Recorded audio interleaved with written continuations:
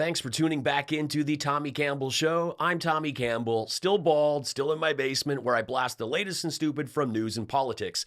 Today I'll be breaking down the petition to revoke Elon Musk's Canadian citizenship that is spreading faster than the mystery blotches on Trump's hands. What is with that? And now Don Jr. returns to justify his week. The audio was problematic, but thanks to my Soros technology, I've made it possible. Here's my reply to Elon. I just wanted Doge to know what I've been going on about. I'm no longer going out with Paul Stanley to Bon Jovi week, Santos Katara lookalike, sent to Greece, Kimberly Guilford. I'm still high though. It was a big snow week. I got into all of that, snorting. So also this week I met with Ronnie Jackson to have my tiny mushroom sores treated. Did more white powder, scrolled Ivanka's Instagram on the wank for it with Eric. It's all in my report that I'm going to roll up and use as a huge straw. At the time of making this video, over 296,000 people have signed a parliamentary petition to revoke Elon Musk's Canadian citizenship. For those not aware, Musk's mom May was born in Regina. Yes, that's a real place. It's in Saskatchewan.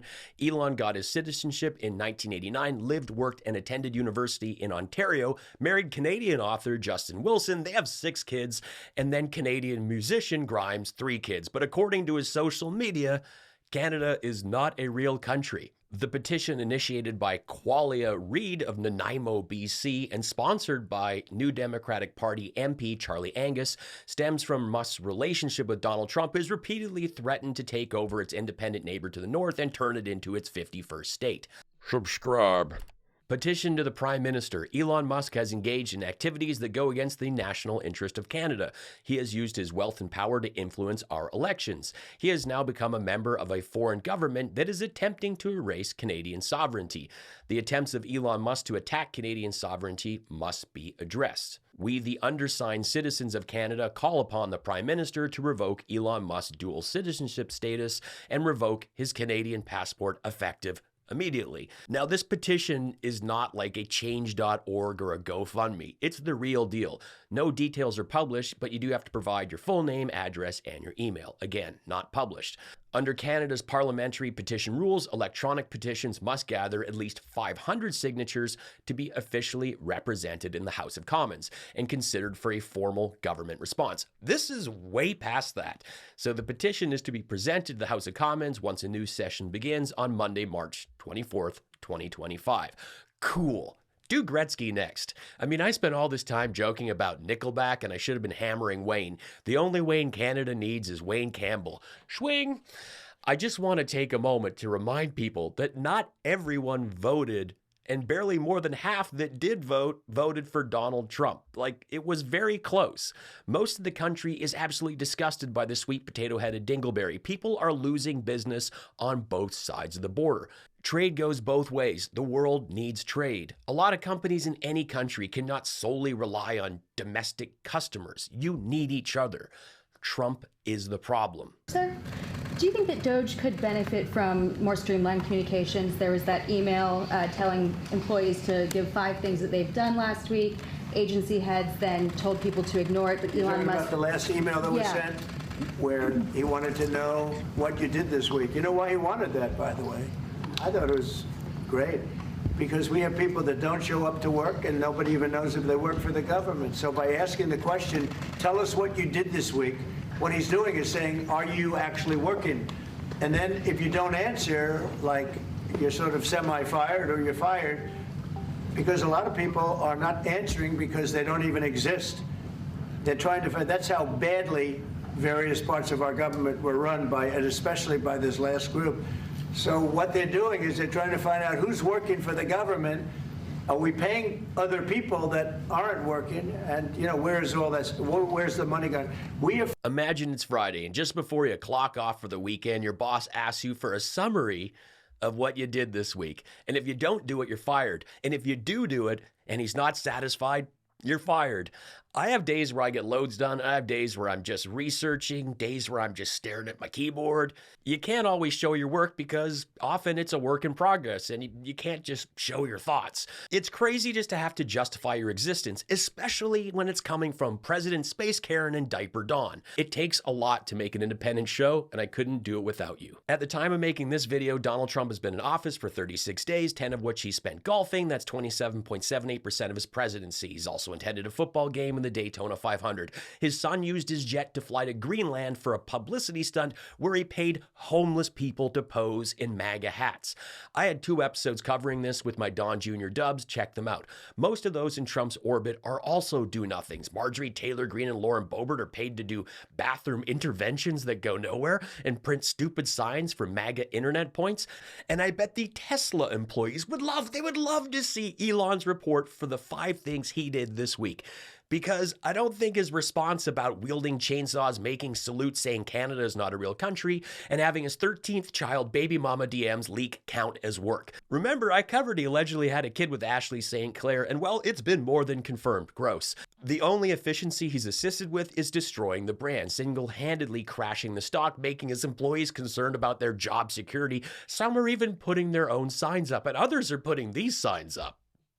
You did it to yourself, buddy. If you could speak directly to Elon Musk, what would you say? Off. That's it. I keep a clean show, so I had to censor that, but you know what she said. I love me some Jasmine Crockett. And now for exclusive reaction to Elon Musk's productivity demands, please welcome back to the show, Mitch McConnell. I appreciate you having me on to discuss this matter. You should show me some respect by addressing me by the combined super name I created with my wife Elaine over a bottle of bourbon and a bag of prawn crackers. We are the McChows. We opted to avoid hyphenation and just went with a fusion. And because dog was spelled with an E, I thought it was spam or phishing, or maybe it was from Lauren Boebert. It was not. Then after being bombarded repeatedly by wank notifications from Mike Johnson, I had to step up to the plate and do my duty as his accountability partner. It was then that I learned that it was not Doggy, it was Doge. I did reply to Elon, and I let him know that this week I announced I will not run for re-election. This doesn't mean I'm retiring.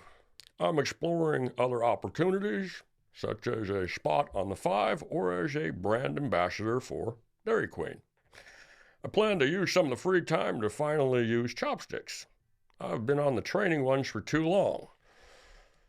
And I think it's time for McChow to take the wheels off. This week I voted against some of Trump's appointments, as I was quite vocal against RFA Jr. since I was once on the receiving end of the big P. Yes, I am a polio survivor. And he's against using needles unless they are for heroin. Hospitals are currently overrun with influenza because people choose to avoid a readily available shot that aids in preventing this situation, because they prefer to get their medical advice from Joe Rogan and the weird Arbonne-selling cousin on Facebook that changed their profile picture to Bobby Brainworms. This week I got to ride in a wheelchair after I tumbled. I was treated promptly because I get socialized health care. You don't. Now, the average American that falls down the stairs ends up in TikTok fail compilations with a stack of medical bills and a face like Marjorie Taylor Greene. Can I get a bump? Let's enjoy Trump suffering as he gets fact-checked in real time by Macron. Compensated, but not by Ukraine, by Russia, because they were the one to aggress.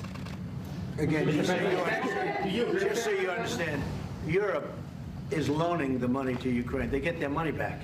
No, in fact, to be frank, we paid 60% of the total effort, and it was through, like the US, loans, guarantee, grants, and we provided real money, to be clear. Yeah. We have 230 billion frozen assets in Europe, Russian assets, but this is not as a collateral of a loan, because this is not our belonging. So they are frozen. If at the end of the day in the negotiation we will have with Russia, they're ready to give it to us, super. It would be loan at the end of the day, and Russia would have paid for that. Isn't it wild to see Macron putting his hand on Trump's arm? I mean, that's more action than he's gotten from Melania since Barron was made. Will France support the U.S. being compensated? I support the idea to have Ukraine first being compensated, because they are the ones to have lose a lot of their fellow citizens and being destroyed by these attacks. Second, all of those who paid for could be compensated, but not by Ukraine, by Russia, because they were the one to aggress. You see Trump sitting there, oh, Putin's not going to like this. The tape is getting out. Lemonade all over me. Everyone's going to see it. Lies, lies, lies of the Trump-hating losers. Trump is the most hardworking president ever, you hating, lying Democrat haters. You are cult losers. You are nothing but doleful sheep looking to debase, degrade, because you have nothing to stand on for American values and its citizens. Making this video, over 248,000 people have signed a parliamentary. And while replying, I received another doggy email. Yes, Doge. Doggy would be a message from Tom. The only efficiently. I've been on the training ones for too long. It's time for McChow to take the wheels off. I was quite vocal against RFK Jr., since I was once on the receiving end of the Big P.